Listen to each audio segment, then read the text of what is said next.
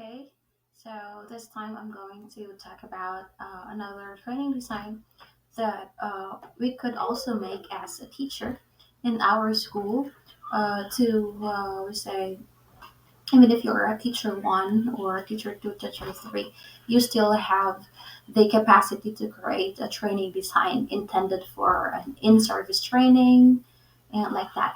Okay, so I hope this video could help you and how to improve your training designs when you are asked to draft or create the in-service training or the NSET training design. Okay, so I hope this will be useful for you.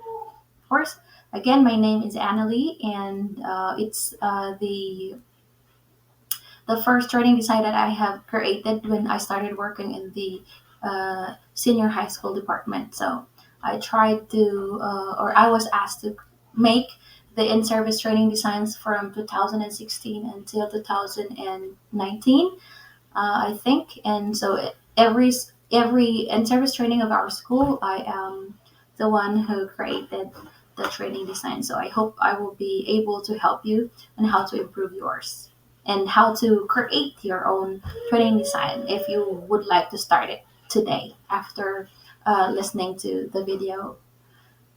Okay, so here, of course, the same thing. The logo will be only two, and you have to put your department logo on the left side, and the division logo will be on the right side.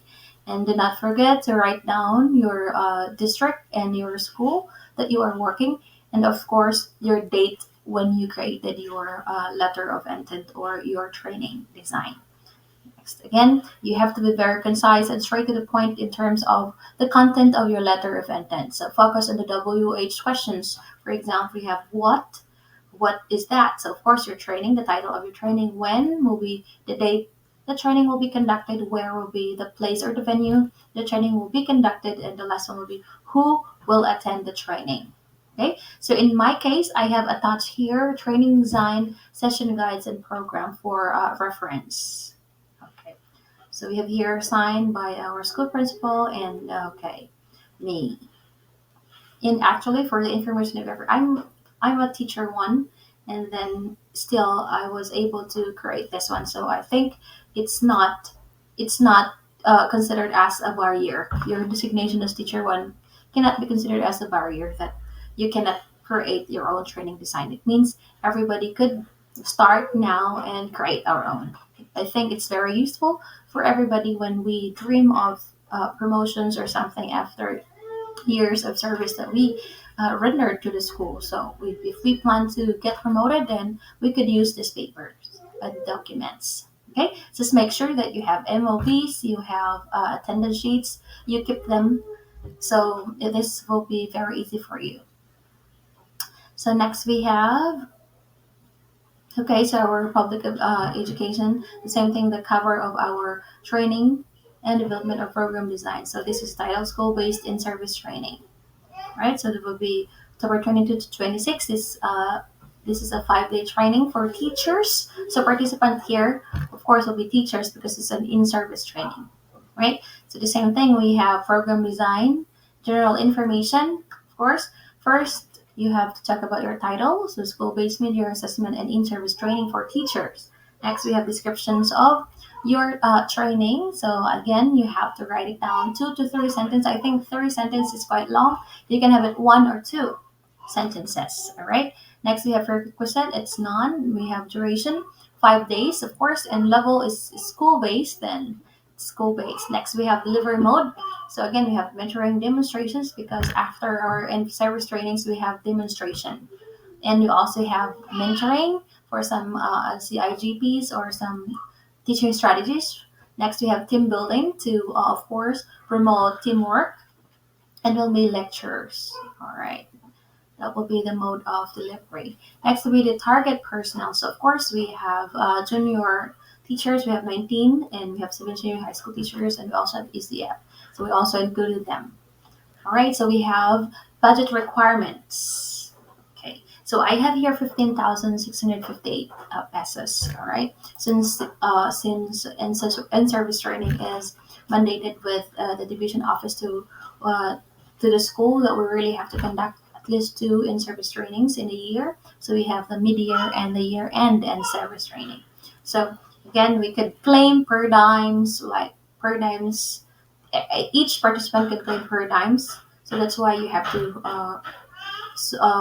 compute it, and we have it 15,658, and I'm going to show you why it's 15,000 later when I talk about the budget requirements attached in the training design later on.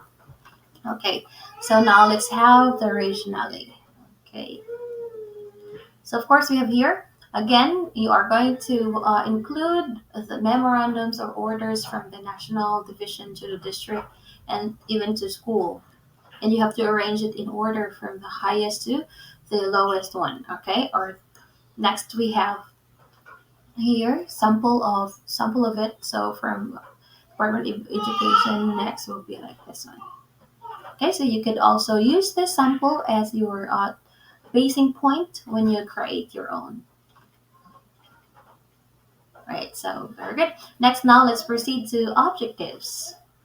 Okay, so I have your four objectives that we are going to have in the program. So again, it depends on the target that you're going to have or you want to achieve in the entire training. It doesn't mean that you have to grade 4 or 5 because it's what I showed to you. No, it depends on the target that you have in your training. Okay, so next we have your classroom structure. This is our focus here in our inset. We have work ethics and disciplines and also overcoming barriers at work. So we have here gender and development and other teaching methods. It's our objectives. Next will be the end of program outputs. Again, so this will be something that you are going to assume that students, oh no, I mean the participants should submit after the training. Okay, so the accomplished worksheets, articles, journals, or any forms that you're going to give to them and the outputs that they're going to submit to you in the training. Next, we have expected final outcomes or success indicators. Again, so it's not when you say success indicators, this will be things that would indicate that the program will be successful. Okay, so again, it will be assumed. It's because it's a proposal that you are going to submit for approval. All right, so this will be assumed. Okay, so you could also take a look of it and get some idea on how to create your expected final outcomes. Okay, so next let's go to part 2, so the program content focus. Right, so the same thing when we create our objectives will be from the key is A, the knowledge, skills, and attitudes. Okay, so the three keys A's. So first we have here, if you're going to see, give a work through. So it's more on knowledge, it's more on giving information, concepts, or ideas only. Okay. Next we have for skills. You're going to talk about apply, expose, capacitate. So it's more on actions. Okay, you're letting your participants to do something in the training. Next will be the attitude. So it's more on embracing lessons. It's more on the getting the importance of the training, right? So if you're going to look at these are the possible topics that we have in our content. So our PMAS, I know you're very familiar with that one. Teaching strategies. We have work ethics and discipline, overcoming barriers at work because it's also needed. Next, we have ICT or educational processes. We also have motivation stuff, and we have work ethics, and of course, the gender and development topic. Next, we have here suggested activities. So you could get your deliver mode here, like lectures, simulations, demonstrations, presentations, like that. And next we have duration, of course, so the period of time that is allotted for the topic. Next will be the expected output in the activity. Okay, so this one. Okay, very good. So I think you're ready. Now let's proceed to materials. So again, I did not edit this one because this is the template that I used when I created another training design. So it's just the same. Next, we have your monitoring and evaluation. You say, please see attached program because I attached here, but at the last part of my training design, my Form 3 or M&E report. Okay, again, This form is given by the division. So most of the people who create training designs, or teachers who create training designs in their school, in their respective schools, has this copy. So if you are making your own, you can ask a soft copy from that teacher. Okay, so you don't have to worry about what's to put in this monitoring and evaluation, because there is a template given by the division office. Okay, and if you don't have, like for example, then you can comment down in this video, so I could send to you the e-copy of this monitoring and evaluation if ever you're going to need it when you create your own training design. Okay, next we have here, this is what I told you, the budget for training and development program. So this is the budgetary requirement. So this is the format of what you're going to use. So for example, we have your activity. Next, this is a level, school-based, venue, and then the date, of course. So we're going to fill in monitoring, mentoring programs. We have workshops. Uh, we have practicum, coaching, and peer observations, because we're going to have a demonstration. So next we have here item of expenditure. So we have pre-implementation. So this will be things that you're going to use before conducting the program. Okay, so like you're going to prepare tarpaulin certificates for demonstrations or something. Okay, so you're going to allot a budget of that. Next we have right. So you're going to get the total. So we have subtotal pre-implementation. We have 800. Next we have B. It's the implementation. So of course, food. Again, we can claim per dime when we talk about in-service trainings, because it's mandated by the division. And so if you could present a memo, then you could claim per dime. Okay, this is it. This is the computation. And you have to ask when you create your budgetary requirements. Of course, you have to coordinate your uh, bookkeeper, district bookkeepers, about the per dimes amount that is allotted, because they knew well about this matter. Okay, so you have to consult them about, is it possible to claim this one, or you can ask them like, how much is the per dime right now, how much is the allowed per dime for every participant of in-service training. So you have to coordinate with, again, to your bookkeeper, or your anybody that is assigned in this one in the district. Okay, because actually at the end of the submission of your training design, your bookkeeper or district bookkeeper will also check it as part of the protocols. Okay, and here, so it's very important that you ask them before crafting the final budgetary requirements. Okay, so we have 15,658 grand total. Okay, so next, this is your approval sheet. So we have here. Mm, okay, so noted we have. mm, Okay, so this is approved. Okay, so there are also notes when you're going to submit your training designs. There will be notes from the division office about what to do after. Okay, so this one. So again, these are the attachment that I have for my, we say, NCIRS training designs. Of course, your attendance sheets. You have to attach how does it look.